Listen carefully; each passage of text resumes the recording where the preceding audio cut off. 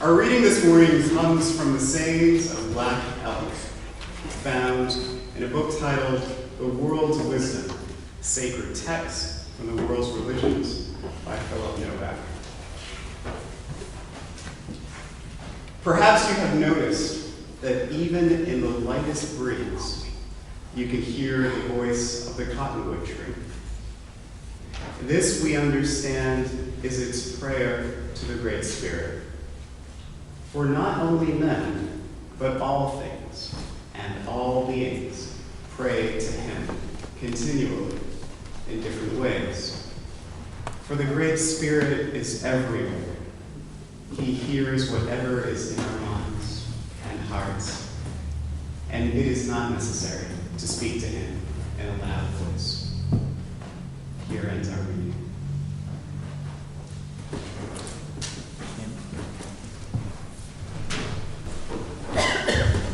Our ultimate concern, or ultimate concerns in life, has the ability to conform us to this world as it is now, or our ultimate concern can open us up to this world as it could be, as it should be. To use the language of the mid-19th century, 20th century rather, theologian Paul Tillich, God can be understood as our ultimate concern. And this deity is imbued with all of the power and authority that we lend to it with that concern.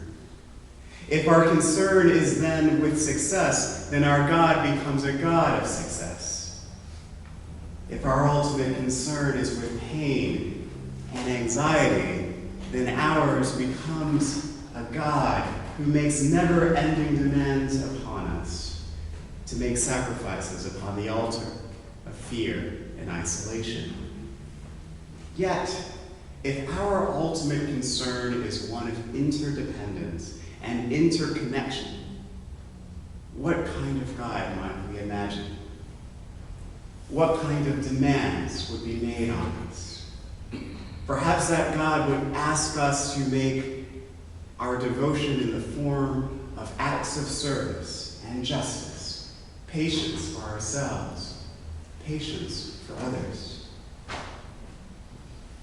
But if our ultimate concern is with property, power, domination, judgment, or even scarcity, then we will surround ourselves with all of the powerful symbols, stories, and ritual objects that will reinforce and celebrate those gods in our lives and in this world. And such tyrannical gods demand that we have a dominion over the earth and all of its people. Such gods fuel our zeal for expansion, colonialism, neo-colonialism, the continued exploitation of peoples, resources, and lands. Such gods cut us off from nature. We will know who our gods are by the acts that they inspire and the deeds done in their names. And that knowledge sets us free. In 1647, the governor of Massachusetts Bay Colony, John Winthrop, wrote an entry in his journal. He was praising the work of the missionary John Eliot of Cambridge. Eliot was a Puritan minister of the First Church of Roxbury. And he translated the Bible into Algonquian, the language of the native peoples in this part of the country. It was a tremendous accomplishment, according to John Winthrop. It meant, and this was Winthrop's hope, that the native peoples here were one step closer to becoming Christian, one step closer to developing their own core of clergy, their own set of ideals that would allow them to finally live peacefully alongside the European settlers, adopting their cultures and the worldviews of the English, although they would never quite achieve the same status as the English. Winthrop wrote in his journal, "The Indians were usually very attentive. They kept their children so quiet as to cause no disturbance. Some of them even began to be seriously effective, to understand the things of God, and they were generally ready to reform whatsoever they were told was against the Word of God. He continues to describe these reformations in his diary by saying that they would turn away from their sorcery, which they call powwowing, their whoredoms, and their idleness. John Eliot, the apostle to the Indians, established a series of praying towns. Towns that exist today in the state of Massachusetts. Grafton is one of those praying towns. It was a place where Christian Indians were allowed to live with some degree of autonomy in a place known as the Hassanamisco Plantation. But this was a very short-lived state. The praying Indian towns did not last very long.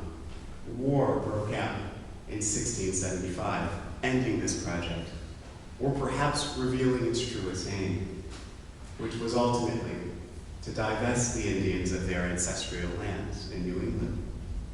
Nearly all of the parcels of land in what became Grafton and Natick and other places, all of those parcels of land were divided among the white settlers, except for 3 acres on Brigham Hill.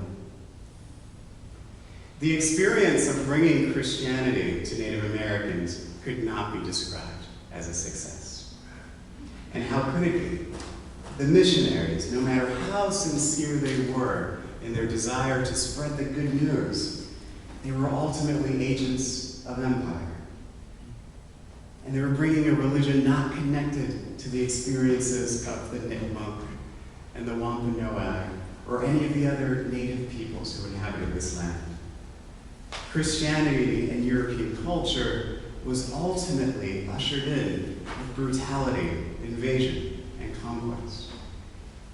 Interestingly, the justification for this conquest always came after the fact, and always drew upon the religious traditions of the conquerors. John Winthrop wanted to create a holy city on a hill, a new Jerusalem, referring to the language of his sacred book, the Bible.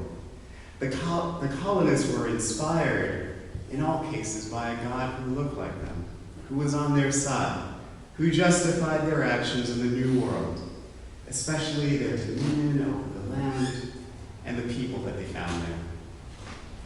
In John Winthrop's diary, he described how the native people would sometimes ask John Eliot and others, how come the Europeans had so much while the Indians were left with so little? And in the record it states that Eliot would reply that the status quo was ordered this way by their God, and that some were ordained to be dominators and others were ordained to be dominated. But I think that the Indians were asking something far more fundamental. They were revealing an underlying assumption shared among Native Americans that made it virtually impossible to reconcile Christianity with their understanding of the cosmos. And it didn't matter whether the missionaries were English or French or from any other country, Spanish. There's just something that could not be reconciled. And perhaps there is something in that we should not be reconciled with. Vine Deloria, in his book, God is Red, A Native View of Religion, describes this disconnect by saying, there are some serious questions about whether Indian tribes, and this is his word, Indian tribes, actually have any conception of religion or deity at all. Wherever we find Indians, whenever we inquire about their idea of God, they tell us that beneath the surface of the physical universe is a mysterious spiritual power which cannot be described in human images that must remain, quote, a great great mystery. Deloria reconciles this Christian worldview with the native worldview by saying that they cannot be reconciled, that they are fundamentally different. He says that the Indians of diverse cultures largely see themselves as existing in deep relationship to their surroundings, the land, while the Christians, and I can say all people who fall under the influence of Christian culture, our culture today, we see ourselves differently. We see ourselves as removed from the land. This dominant worldview is at odds with the worldviews of the Native Americans. Ours is a God who is over and above. There's strict lines between the material and the spiritual in our worldview, which is at odds with the worldviews of the Indians. And the Indian worldview is of a natural world, a world that is integral to human ambition and human activities, a world that we are not separate from, but deeply a part of. Humans in this world are on the same level as animals. All life is connected. All life just as important as human life. There is no separation between church and state. All of it is one big religious experience. All of it is one big secular experience. All of it is experience. And if we refer to the language of Tillich, we might say that our ultimate concern, however we label it, in this current worldview, is one that largely supports our activities on the landscape. Our God is not a God of kinship with creation, and it certainly isn't always a God of kinship with all people. So when we say that God is read, to use the language of Deloria, we're using a rhetorical device. And this device takes us back to the founding of liberation theology, which began in South America in the 1960s and 70s. The movement for liberation theology coincided with the liberation movement for Black people, for women, for gays, for Native Americans, for Chicanos, for people with disabilities, and many others. People who found actions and beliefs that supported their desire to reclaim their sense of worth and dignity, and at the same time demand access to the wealth that was often generated by their labor and their resources. A system of oppression, often supported by the God of the conquerors. If we understand the nature of things, we will change our approach to life on earth. In reclaiming a red God, Deloria and others like him are signaling their solidarity with the earth and its people and all life. A red God is ultimately a great spirit and a great mystery, one that is deeply woven into the fabric of creation and is creation itself. A red God is a reminder that loving and worship and service and work and play and justice and compassion are all one and the same, one act, one natural response to being alive.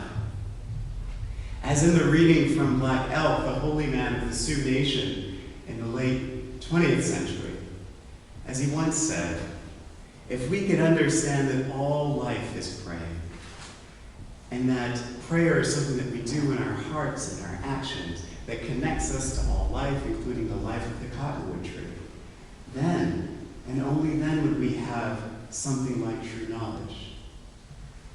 A red God, a God that is comprehensible to the Indians, is a God of the land, a God of the physical universe, and an ultimate concern for all the things that are holy.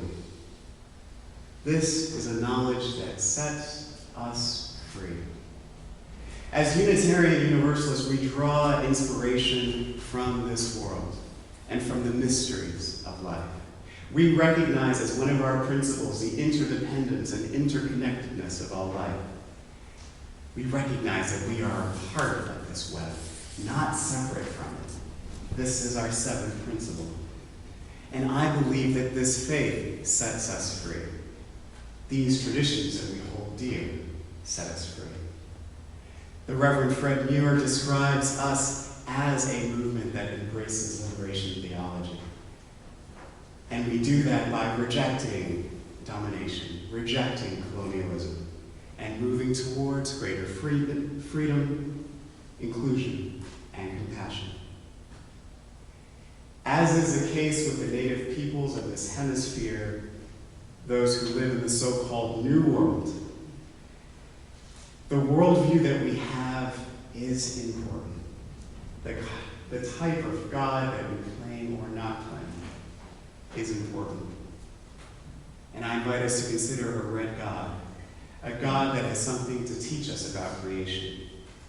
And this is a story that's very, very useful. It's a story that's an important part of our faith. Now, I recognize that we are a theologically plural movement, that we might refer to God or goddess, higher power, great spirit, or great mystery, or love, or wonder, or any number of names.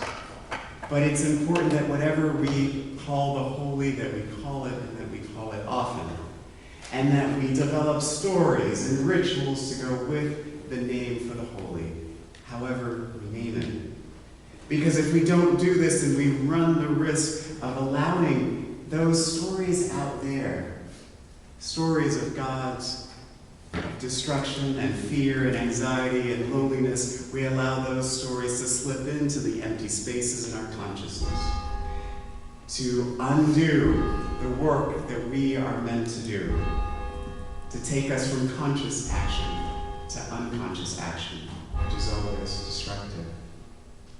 So I offer a vision of a red God, a God who is a great mystery, who is ever present in the environment, who is linking us to all life, a God who makes no distinctions between human, bird, tree, rock, direction, water, a God of interdependence, and one of deepest memory, a great spirit who is everywhere and in all things.